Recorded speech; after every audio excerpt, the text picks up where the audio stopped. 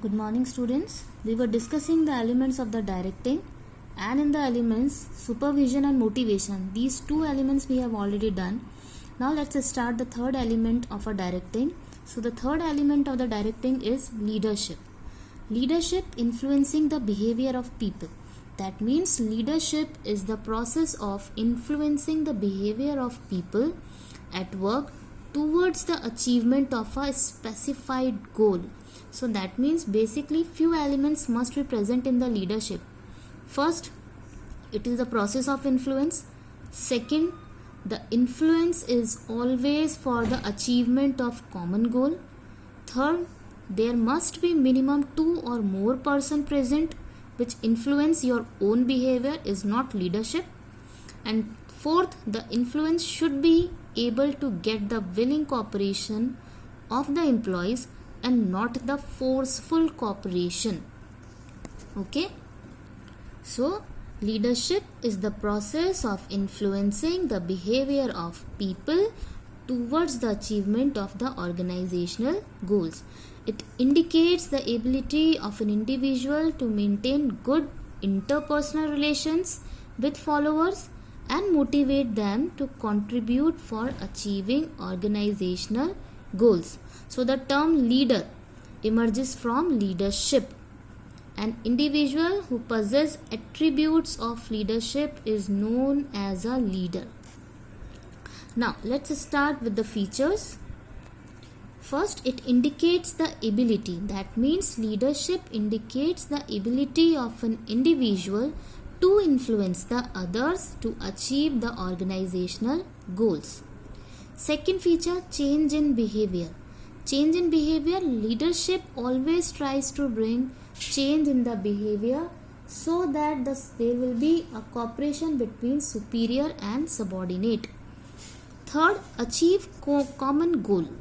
Achieve common goal, that means leadership shows interpersonal relationship between the leader and the followers and both cooperate with each other to achieve the common goal. Last one is the continuous process. Yeah, leadership is the continuous process because once the one goal is achieved, then the organization will start working for the another goal. Again, the leadership process starts.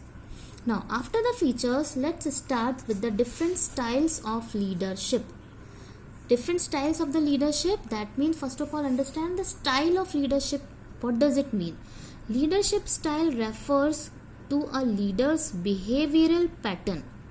A leadership style is the result of the leader's philosophy, personality, and experience and value system. Leadership style depends upon the type of the followers and the atmosphere prevailing in the organization. So basically there are the three different styles of the leaderships are there, and a leader may use all the styles of the leadership at the different periods of time, but one style tend to predominate his personality. First is autocratic leadership, that is literal meaning is authoritative.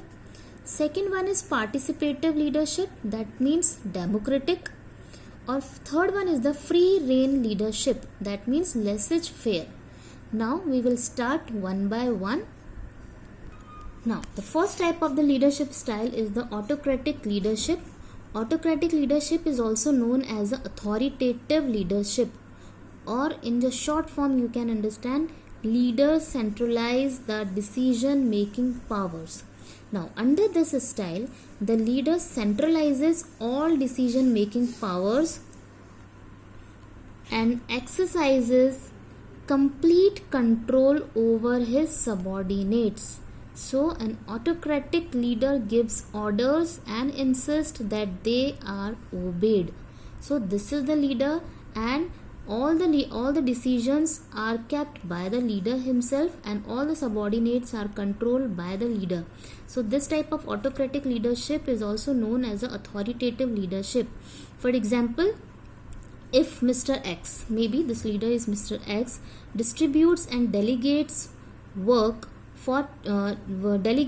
to his staff as per his discretion, so then Mr. X is behaving as an autocratic leader. So the autocratic leader determines the policies for the group without consulting them and does not give them information about the future plan. Whatever the duty is given to the leader, he will make the plan by own, and he will simply distribute the duties without consulting the subordinates and without informing them that what are the future plans. He simply gives orders and assigns tasks to the subordinates and does not give them freedom to influence his decision. So it is like bossing people around. So such leaders have the little or no concern for the well-being of the employees, and the leader compels subordinates to follow his order under threat of the penalties. So as a result, employees suffer from frustration and subordinate become yes men, avoid responsibility, lack initiative, and remain frustrated. So this type of leadership is also known as a directive style of leadership, authoritative style of leadership. Now, the second type of the style of leadership is democratic leadership, or maybe you can say it is also called as a participative leadership. Now with this figure you can understand what does it mean. Under this style, the leader consults subordinates. These all four are the subordinates. So under this style, this leader will consult subordinates in the decision making process and encourages them to give suggestions in setting the goals and implementing decisions. That means in the previous style, the authoritative, in which the leader makes the plans, he takes the decision without consulting the subordinates, and simply the leader gives the orders to them. Whereas in the democratic and participative leadership, the leader is consulting all four subordinates. He is taking the suggestions that what type of the goals to be set and how to implement the decisions.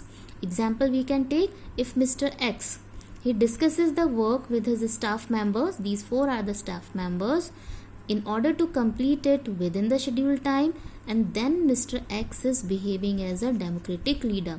But if this person will not ask anything, that means he will behave like a autocratic leader. But he is consulting all his four subordinates, so he is behaving like a democratic leader. So a democratic leader gives order only after consulting the group and works out the policies with the acceptance of the group. So this style of the leadership wins greater confidence, cooperation, loyalty, and initiative of the group, and it always increases the morale of the employees also. And under this style, leader never asks people to do things without working out the long-term plans on which they are working. This style is of mutual benefit as it allows the subordinates to become part of the team and helps the leaders in making better decision. So now you can understand the difference between the authoritative style and democratic style. In authoritative style, that style is also known as a leader centralized decision making power. Whereas in the democratic style, leader consults the subordinates in the decision making. In that system, there was no delegation, but here more delegation is done with the subordinates. Now let's come with the third type of the style of leadership. Now the third style is free rein leadership. Free rein leadership or laissez-faire leadership. First understand the meaning of this type of leadership. Under this style, the leader gives complete freedom to the subordinate in setting goals. For example, that means here all the subordinates get the complete freedom to set the goals. For example, like Mr. X, this leader is Mr. X, gives responsibility of setting goals and devising means to achieving them to the group members. Then Mr. X is behaving as a free rein leader, and such a leader avoids use of power. He depends largely upon the group to establish its own goals and work out its own problem. So this style is more a non-leadership style than a leadership style. The leader acts as an umpire and delegates the entire authority. He delegates the entire authority of decision making in the hands of the subordinates. So group members work themselves as per their own choice, and the leader exists as a contact man with the outsiders and collect the information and resources required by the group to accomplish the job. So this style of the leadership is known as a laissez-faire. Laissez-faire means no interference in the affairs of others. So, and literal meaning in the French word we can say, or literal meaning of this word is let them do. So that means here the leader gives the full authority to the subordinates to do the things freely. Here there are the three examples by which you can easily understand the three type of styles. First, Mr. Rajiv, CEO of Headlines India Limited, distributes work for the month and he personally delegates the work to his staff as per his direction. That means here Mr. Rajiv, he is keeping all the responsibilities, all the orders in his own hand, and he is not delegating to his staff, and he is simply gives the direction to his staff. So such type of the case is related with the autocratic leadership. Whereas the second one, due to festival season, company gets an additional order to cover up the order. Mr. Rajiv discusses with his staff members how to meet the pending orders. All the staff members decided to do overtime and planned to stay back. See, in this case, the leader is discussing with his subordinates that how to set up the plans and how to fulfill the target. So this type of the leadership is known as a democratic leadership, in which all the subordinates have a right to speak or to take the decision. Third one, the boss asked his staff members to organize a farewell party for the retiring officer. He asked them to fix the venue and menu themselves for the occasion. That means this is the third type of the leadership, free reign or the laissez-faire. That means here the free flow converse communication is there. That means self-direction and self-control is there, and complete delegation of authority is given to the subordinates, and it is individually centered. That is why that means that let them do the work. Simply the work is given by the leader, and work is done by all the work is done by the subordinates. Now the difference between the authoritative, democratic and laissez-faire is written in your book. You simply have to note down in your register.